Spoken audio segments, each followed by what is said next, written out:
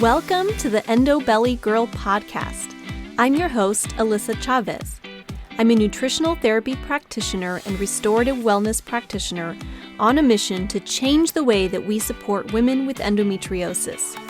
Endo is a full-body disease that impacts your mind, body, and spirit in countless ways that aren't often addressed the way that women truly deserve.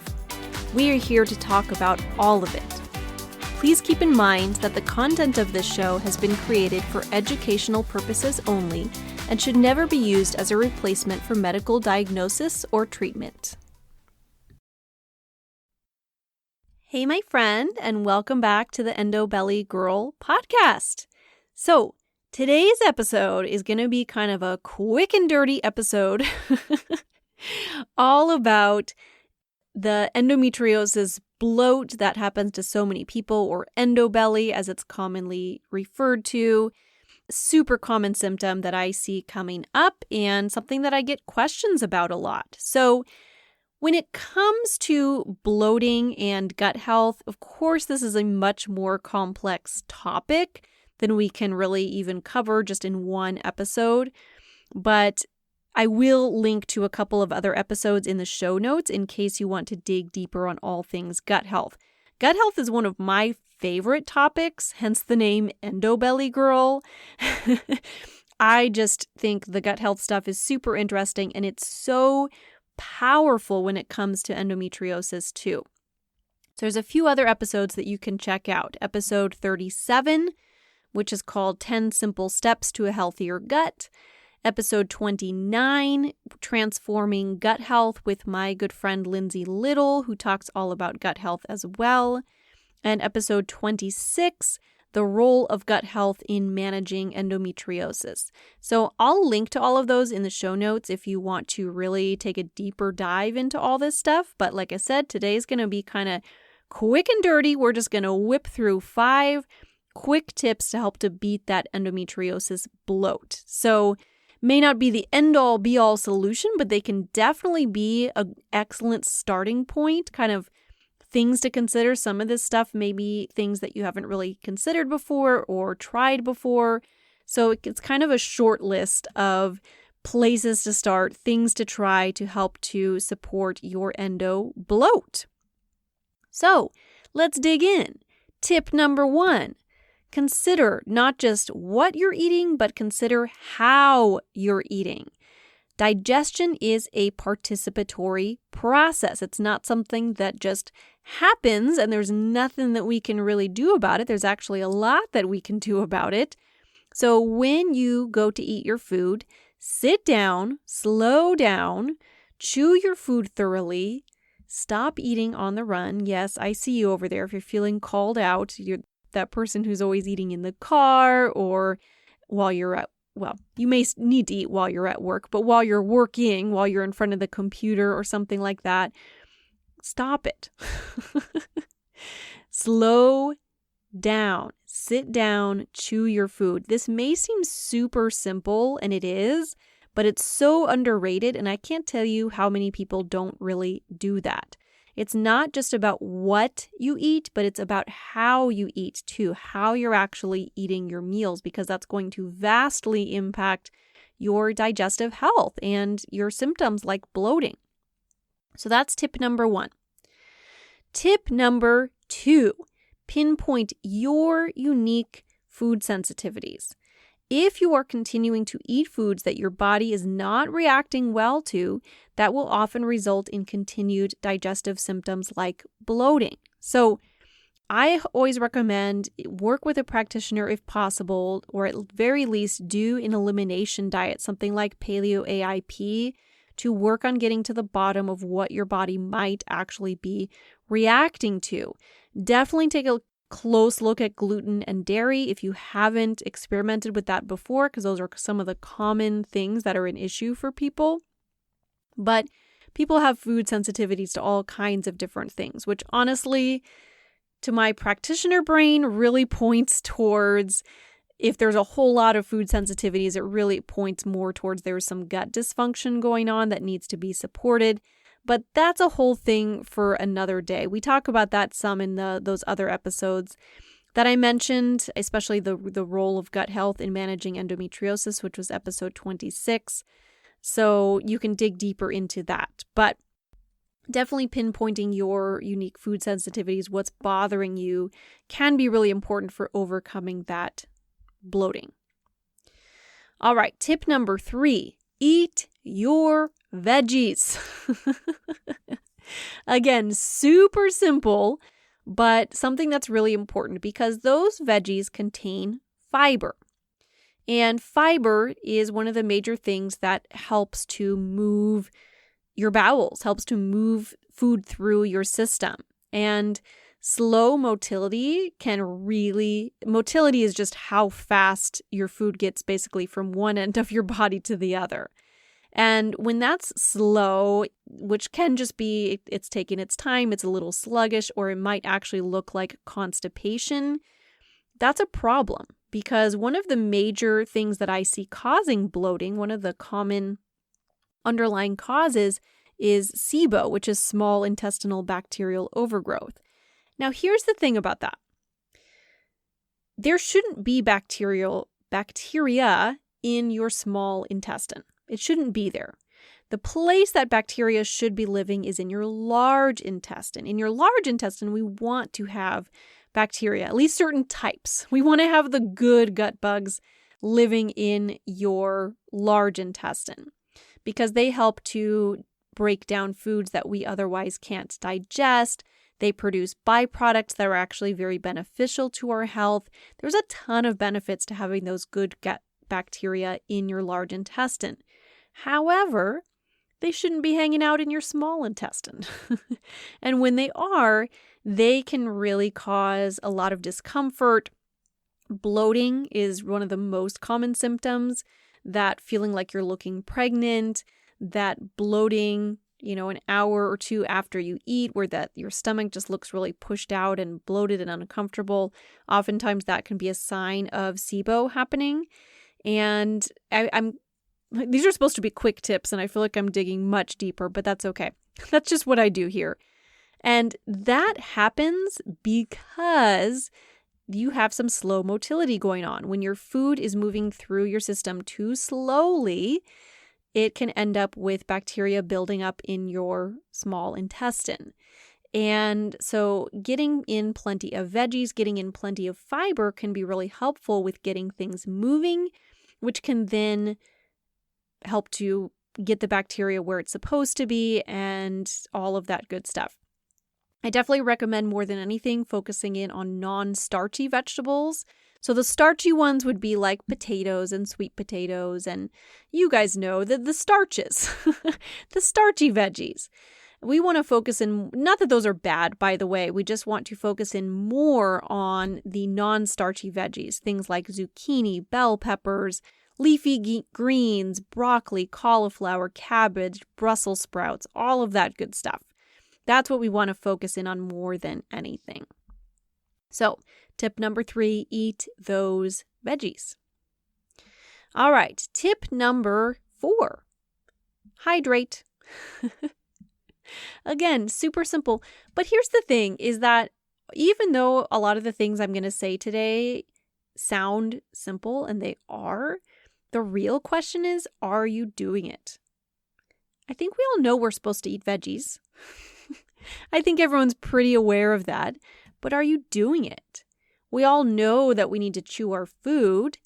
Your mom probably told you that when you were a kid, but do you actually chew your food thoroughly, or do you kind of wolf down your food so that you can get on to the next thing in your day? Don't worry, I get it. I've been there.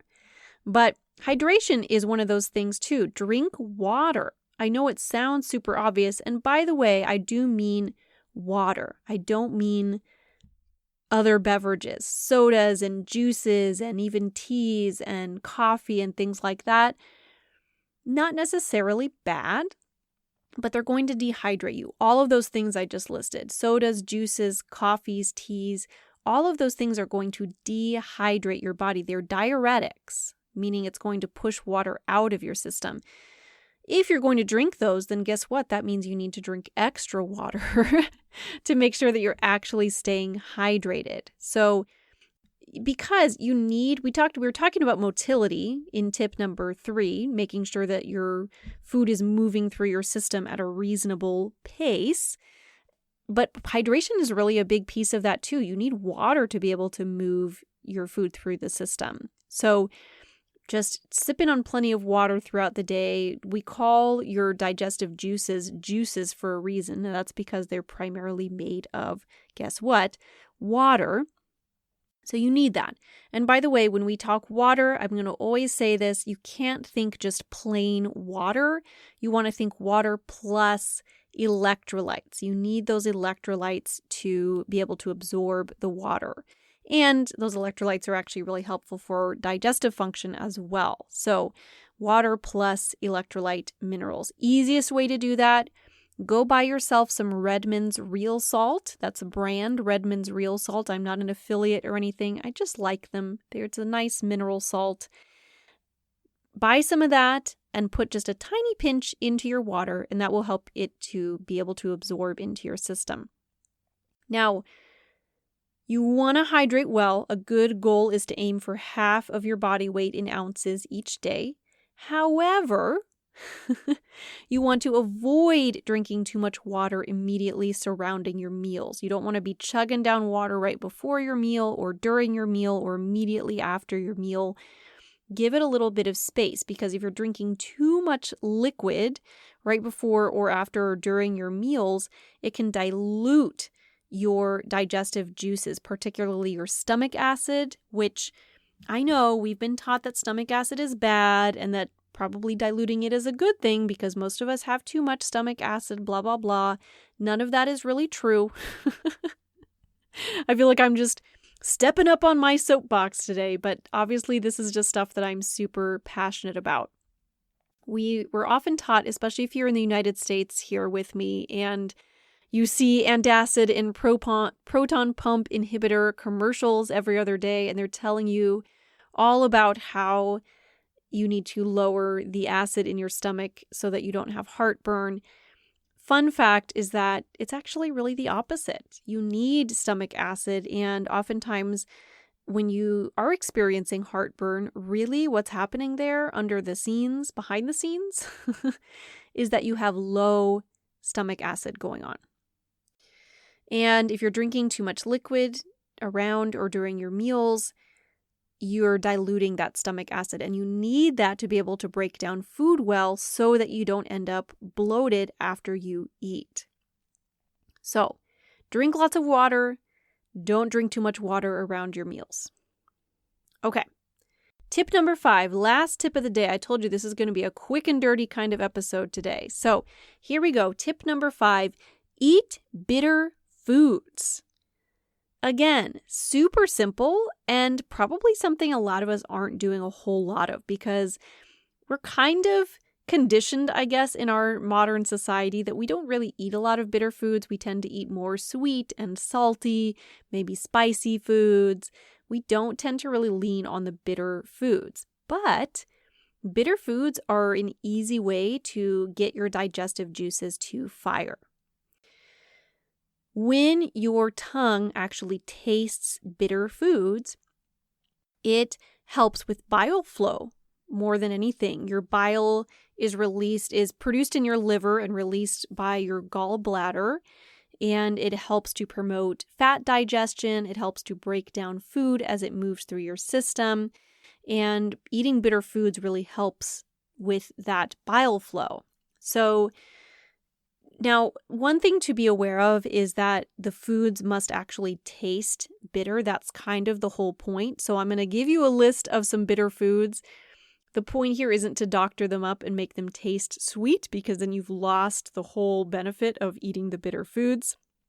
You do want them to actually be bitter. And it might be kind of challenging at first if you haven't consumed a lot of bitter foods or you're not used to that. Your taste buds might need to kind of adjust a little bit, and that's okay, right? It's sometimes there is a little bit of an adjustment period. But those bitter foods, that's going to be things like coffee. Again, coffee without all of the extras, like actually the taste of coffee. I don't actually love coffee myself, and there is also the aspect of caffeine to consider. Not everybody does well with it. I'm just listing it here as a bitter food as an option. Dark chocolate is another one, which you may be celebrating with that, like, woohoo, I have an excuse to eat dark chocolate. Again, the point of this is the bitter flavor. So if you're eating super doctored up dark chocolate that has a ton of sugar in it, which I don't recommend anyway, then you're not really getting the bitter benefit.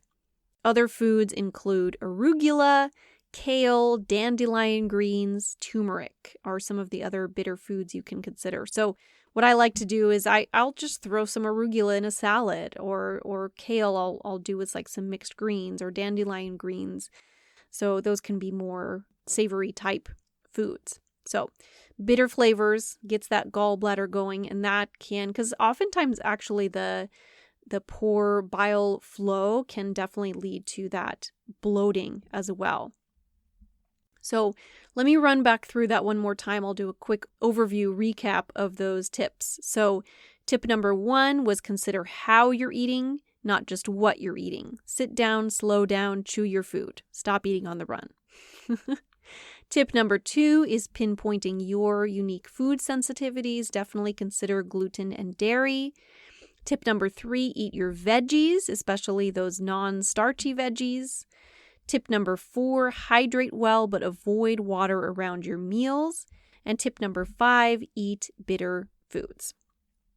Now, of course, there is so much more that you can do to support bloating. This really is just the tip of the iceberg, but these are wonderful steps to start with.